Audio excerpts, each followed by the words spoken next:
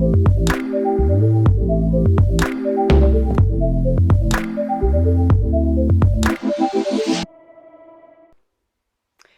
we have a doozy of a video.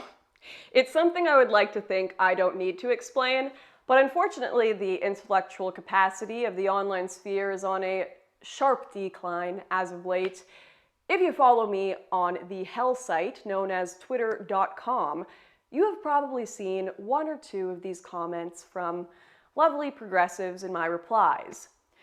Don't you have more mass shootings to inspire, Nazi Barbie? Or you killed 51 people, how do you even sleep at night? Perhaps even, how does it feel to have caused a massacre? Lots of lovely, reasonable engagement. Besides this obviously being a not-so-clever trick to completely avoid any argument I've made and use an ad hominem attack, more importantly, far more importantly, the base of this claim is completely false, as are many of the creative writing seminars on my life and adventures made by progressives, such as the apparent adventure I had where I fired on boats full of migrants and watched as they sunk into the sea with flames around them and maniacally laughed.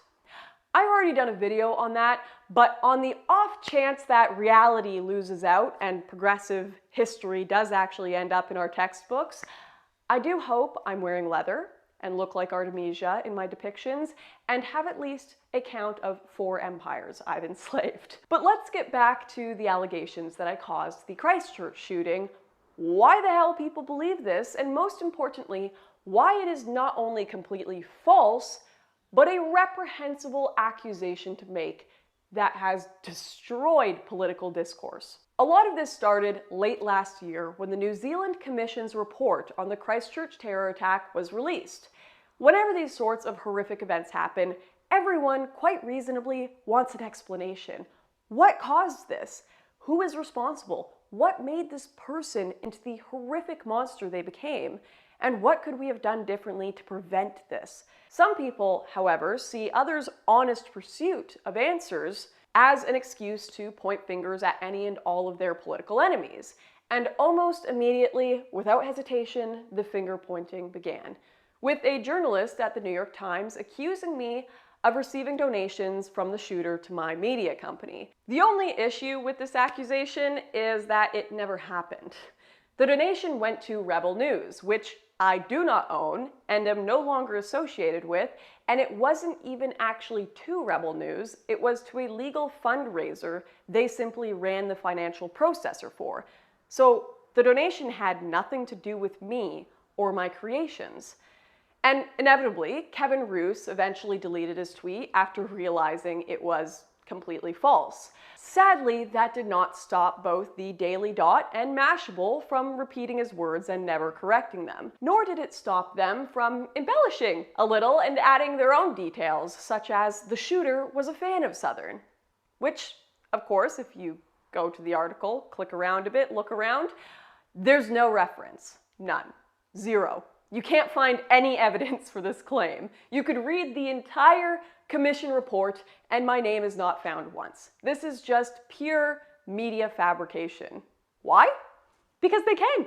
And I've done a lot of videos on this, and if you've watched them, you will know there is very little recourse you can take when lied about online. However, my critics will still usually point out that, Lauren, maybe the report didn't say anything about you, but it's still pretty damn clear you were the one who inspired this shooter because he named his manifesto after a video you made. They would be referring to a video I made called The Great Replacement, which does indeed coincide with the name of the shooter's manifesto. But there are 2 key problems here. One, I did not create the Great Replacement theory, and it was around long before I made my YouTube video. I was quoting French philosopher Renaud Camus. And I'll be honest here, I only did a very brief Google search of him before doing so. I decided to make this video after learning about the idea that Europeans were going to become a minority in Europe from The Guardian. I decided to try to find any intellectuals who had criticisms of this and what problems this may cause. I found Camus. It said he was a left-wing philosopher, and I thought he would be good to quote. There I go, my intellectual quote for the video. You'll notice the only quotes I used from him were ones of him saying, "We can't replace one group with another group of people without losing unique cultures." Despite various misrepresentations, Camus does not oppose current immigration policy out of racism or Islamophobia, but on the basis of the preservation of French traditions and culture. This didn't seem very controversial to me at all, and in fact, it seemed pretty damn similar to the comments made from those lamenting the loss of Native American peoples and cultures. What I didn't learn about Camus, of course, in a very brief Google search, was that he had further theories about this all being a deliberate and calculated plan, things I never asserted nor discussed in the video I made. Which brings me to the second issue with this assertion. Some would say that my defense that I didn't come up with the Great Replacement theory is moot, because I popularized it, I made it huge, and therefore he likely learned it from me and got radicalized by this. Which, like every other point I have brought up before, is just completely false. Anyone who has taken 2 minutes to read the commission report, which obviously none of these people who speak with a lot of authority on it seem to have done, would know this claim is impossible. I published my video in July 2017. The official report clearly shows the shooter had made up his mind to commit a terror attack in January of 2017. 6 months before I published my video, a video that deranged progressives will claim caused this massacre. I'm not sure if this guy has a time machine, but the math isn't really adding up to me. Unless we want to start blaming people who talk about communism on YouTube for directly causing the deaths of millions in Soviet Russia years ago, this argument is absurd. It is far more likely the shooter heard about the Great Replacement concept the exact same way I did, from the mainstream media, who have been touting the notion that immigration to Europe will lead to an eventual white minority for years, even well before this horrible person was radicalized. Declining white population and replacement has been featured as headline stories in almost every major mainstream outlet. NPR, The Guardian, CBC, all of these places have mentioned the idea, said it was real, and even celebrated it for some reason. While I absolutely think there are worthy criticisms of the data in my video, The Great Replacement, and the arguments I've made, and I have since removed it for more reasons than just that, but my hatred of the association with this horrific individual, it is really just insane that some people can simultaneously call me a dangerous conspiracy theorist while not applying the same standards to every outlet that has published the same idea as fact and continue to do so even with massive editorial teams that I've never had. You can't have it both ways. True when someone is celebrating mass immigration, but an evil, dangerous conspiracy when someone is criticizing it. But that is a conversation on hypocrisy for another time. Let's just go over the facts once more before I move on. I am not named in the commission report once. There is absolutely no direct link between me and the shooter. It is quite literally impossible for my video to have radicalized him, and despite all of this, there still seems to be a significant amount of mainstream journalists and 14-year-old radicals on Twitter desperate to pin blame on me and demanding I seriously think about my actions. Well, I have. Of course, I always think about what I do, and if I ever genuinely felt I inspired any sort of terror or violence, I would be mortified. But luckily, after much time pondering and actually reading the documents and going through every logical and philosophical thinking process I could, I know for a fact I have absolutely nothing to be sorry for in this situation. Which brings me to the far more important aspect of this conversation, because this is not just a video of me trying to clear my name or complaining about crazies on Twitter. I want to have a conversation about what and who are actually responsible for making an extremist, and the logical process you have to go through before making such accusations if you really are searching for truth and not just wanting to be a partisan hack.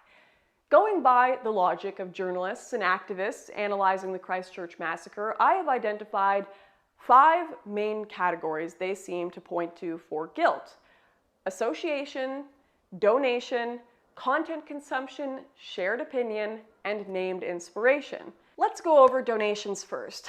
This seems really damn simple, and I hate that I even have to explain it, but content creators have no control over who donates to them. More so, even if it's not an anonymous donation, which many are, most people do not have the time nor ability to do a full background check on every single person who engages with them. The head of Weather Underground, William Ayers, ran a campaign of terror attacks bombing public buildings, including the Pentagon. He donated $200 to Barack Obama's campaign. This does not make Barack Obama a terrorist. No more than it would make Obama a criminal if a random gang member gave his campaign $5 without his knowledge. Come on, people. So what about association? Well, let's consider this. Let's take this all to its logical conclusion. If I'm guilty of having inspired terrorism, or I'm some sort of criminal because I know people who received a donation from an awful human, this would also mean Joe Biden is responsible for the Weather Underground bombings, as he was vice president to Barack Obama. That's a pretty solid association. Can we say impeachment? Pretty bad stuff if this is your logical process. And as we continue through these logical experiments, things only get more absurd. Take the idea of content consumption. If someone is guilty of inspiring a shooting because the shooter was a fan of or consumed their content, that would make Christina Grimmie guilty of her own shooting. A shooting which occurred after a deranged fan of hers decided to show up and murder her in cold blood.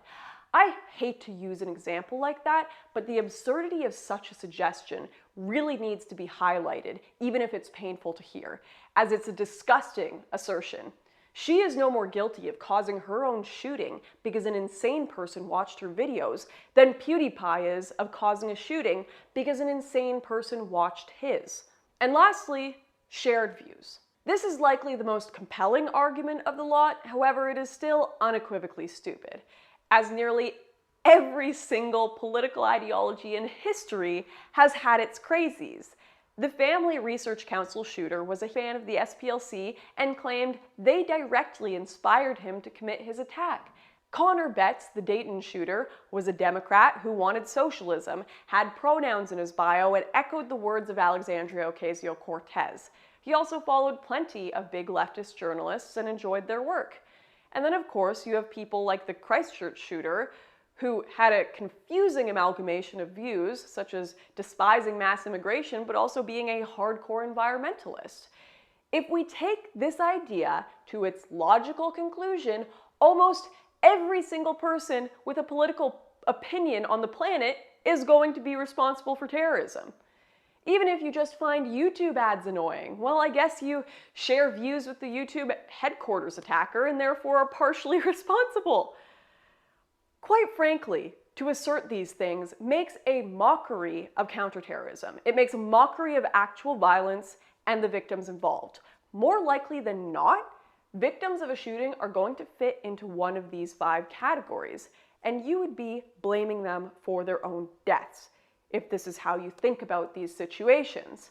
The SPLC, AOC, Candace Owens, myself, and others are not responsible for the actions of evil people who either followed, quoted, said similar things, or are loosely associated to us.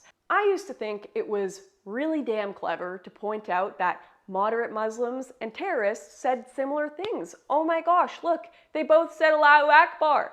They both pledged their allegiance to God. That's pretty bad stuff. Until I spent a couple of seconds considering the fact that there's just a bit of a colossal gap between picking up a Quran and saying, there's some interesting ideas in here, let me post a few verses to my Instagram, and deciding to fly a plane into buildings, or blowing yourself up at an Ariana Grande concert. Just like there is just a bit of a massive difference between having criticisms of immigration or worries about global warming and wanting to kill people because of said criticisms or worries. And this difference matters. It really, really matters. And coincidentally, almost all of the progressive accounts I now see accusing me of inspiring a terror attack appear very aware of this difference when it comes to Islamic attacks. Quite literally championing hashtags like not all Muslims. Take, for example, Mehreen Faruqi, a Greens senator who has insinuated my ideas led to the Christchurch attack. She, too, has experienced being accused of being a terrorist and has written an entire article for The Guardian on how ISIS does not represent her or other Muslims. But it seems she has had a bout of amnesia when it comes to anyone on the other side of the political spectrum, as she throws the same slanderous accusations towards them. Nuance for me, but not for thee. Which leads me to believe these ideas I have just expressed, this breakdown of being able to separate a violent incident from those who peacefully express similar or even the same ideas, are not that complicated. And most people actually understand the things I'm talking about and have displayed this understanding continually, which leaves me with two potential explanations for their behavior.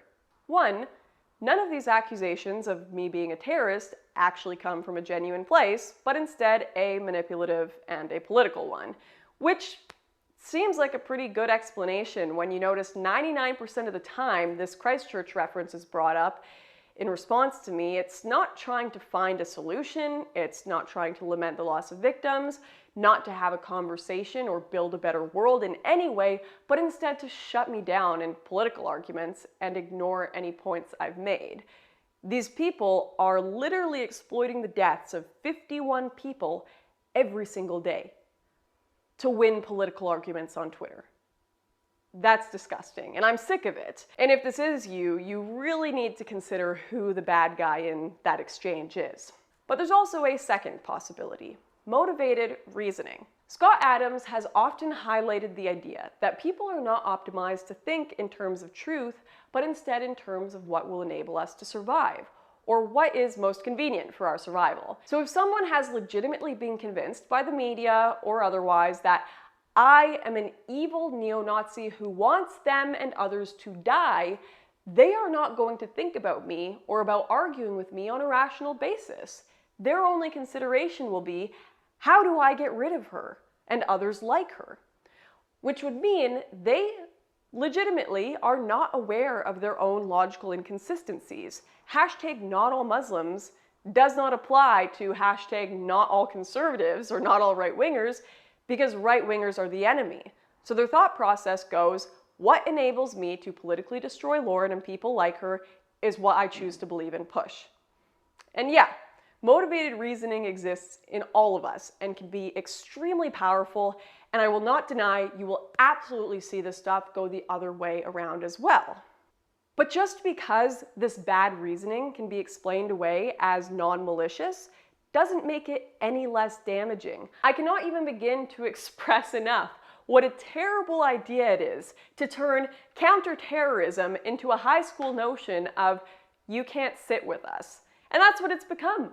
I'm not going to talk to or engage with you. I'm going to try to bully anyone else who tries to talk to or engage with you into not doing so because insert completely false slander, you didn't wear pink today, Lauren. You are in the out group. And we literally have senators doing this. Sky News, you can't associate with Lauren because she once said the same words as a terrorist. Do I do that every time I recite a verse from the Quran or say I love my God? Yes, but this isn't about consistency, is it? It's about using the deaths of real people as political bludgeons to score points and defeat political opponents, no matter how dishonest. And this dishonesty needs to be called out. It needs to be raised and burned because we have already fallen into a level of stupidly impossible discourse when the logical conclusions of your ideas make every single person on this planet a terrorist. This also makes it impossible to identify real extremists. So let's clean it up a bit. What is an extremist and who is responsible for them? I have made you all a very, very simple list, specifically for the 1 to 5% of people watching this that actually don't understand, because I reckon 99% of my audience are like, yes, Lauren, we get it. But here we go. 1, did they commit the terror attack themselves? Probably a pretty surefire way to know if they're the baddie. 2, do they advocate for, actively support, and celebrate said terror attack? Also, pretty obvious indicator. 3, Are they an active member of an organization with the explicit goal of killing others or committing terrorism? If you cannot identify at least one of these things and genuinely highlight them rather than just repeating some telephone game of gossip you heard from Twitter accounts you follow because they politically agree with you, you should not be calling people an extremist or a terrorist. And in the end, no matter what caused the attacks, accusing people who did not want them to happen of being responsible does not help. Accusing people who want to investigate and discuss potential motives and how to stop this of being sympathizers does not help. And we cannot let people willing to behave this way and think so illogically win, lest we all be brandished extremists for demanding a return to reason. Just stop it, people. Stop it. Just pure stupidity, and I've had enough of it.